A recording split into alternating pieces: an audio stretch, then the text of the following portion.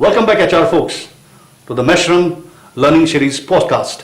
Today we will be meeting one of the leading expert in corporate governance and internal audit. He has got more than 40 years of experience in corporate governance and internal audit. He has been a senior vice president of internal audit and he has been a secretary of board committee of internal audit for leading company of GCC, which has got a global footprint. And now after 30 years of experience, he has ventured into the training and consulting assignment, and he is delivering phenomenal certification which is adding huge and tremendous value to the governance and internal audit departments of the various functions across GCC. So we have here Mr. Avinash Totade, ex-Senior Vice President Internal Audit of DUBA, EMAL and EGA later on, and now he is a practice head of corporate governance and consulting training for Boston International Training and Certification Institute. Let's hear from him what has been his journey so far when he started his career, and let's hear that how he has grown over many years as the UAE economy has grown and reached to the level of Senior Vice President. Thank you, Sandeep. I think it has been very nice to be here in front of your MESHRM HR executives and the members. I think the journey in my career was, of course, very interesting. I started my career in information technology, and I've been designing information technology systems. Wow. However, the turn of event happened where accidentally I moved into the corporate governance field, and then later on I found out that this is one of the most sought after field where people would actually do anything to actually join this field. This was when? Which year? This, I think, corporate governance is about 20 years back. Wow. So 20 years back I was appointed as a head of IT audit, and then soon I became chief auditor and got associated with the board and the board audit committees to ensure that the governance in a company is well established.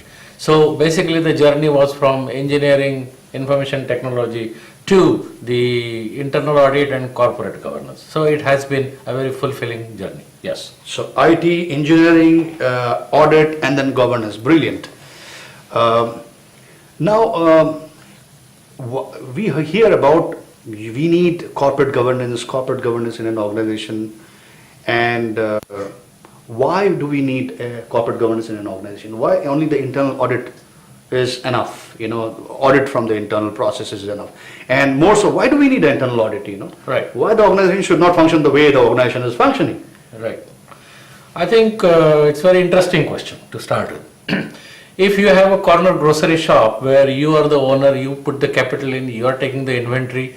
So in that particular scenario, there is no hassle. You can do everything in-house.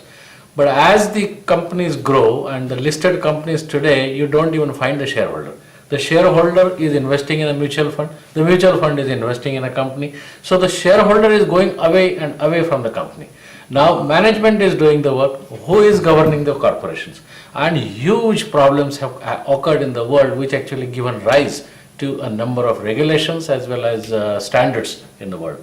For instance, I think whenever we talk about corporate governance and the failures of the governance, the first name that comes to everybody's mind is Enron.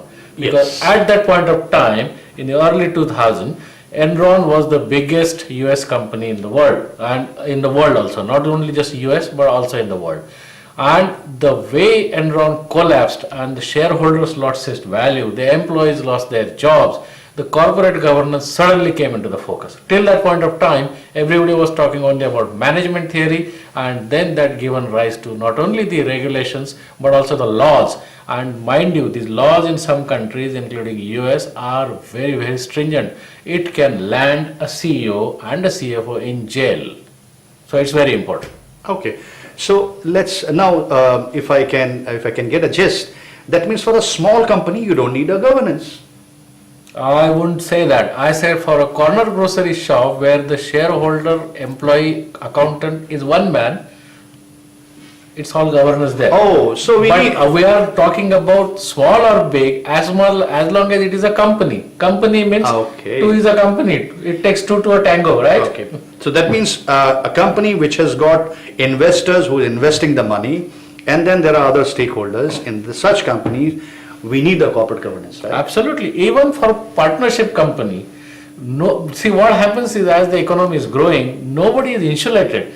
Even in a partnership company where the owner has put in his capital, he is taking loan from the banks. The banks would like to know how he is governing the company because somebody else's money is involved. Yes. As long as you are taking money, loan, capital, or employees are involved, you need governance.